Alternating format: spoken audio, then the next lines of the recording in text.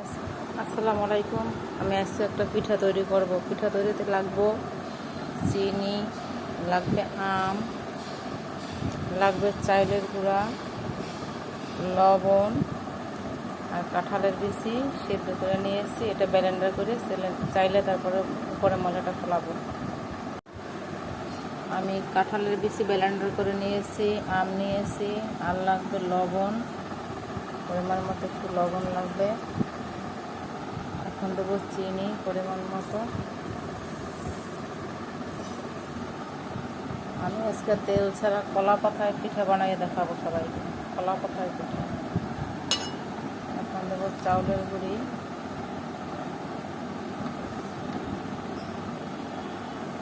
সবগুলো একসাথে মেখে নিয়েছি। এখন কিছুটা নারকেল কোড়া দেবো।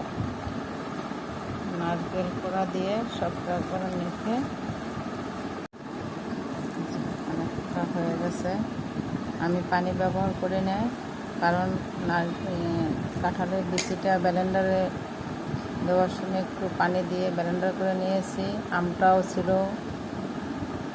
পানির মতো একটু, এজন্য আমি আর পানি ব্যবহার করে নেই। এখন আমি করে দেখাবো।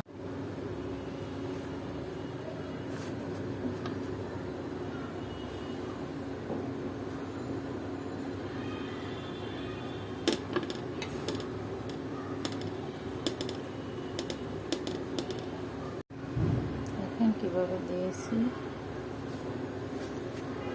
এখন আমি এভাবে একটা ভালো কথা দিয়ে নেব।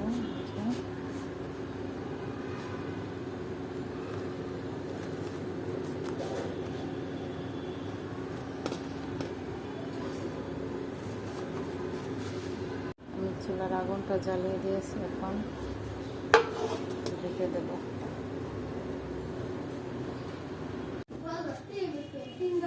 তালের পিঠা তো অনেকেই খেয়েছেন যারা গ্রাম অঞ্চলে থাকে, কিন্তু এই পিঠাটা কে কে খেয়েছেন দেখেন তো। আমার পিঠাটা কিন্তু হয়ে গেছে, আমি নামিয়ে ফেলবো। এই যে আমার পিঠাটা কত সুন্দর হয়েছে দেখেন, নরম, পিঠাটা নরম। যদি আমার ভিডিওটা ভালো লাগে, রেসিপিটা ভালো লাগলে বাসায় তৈরি করে খাবেন। অনেক মজা পিঠাটা।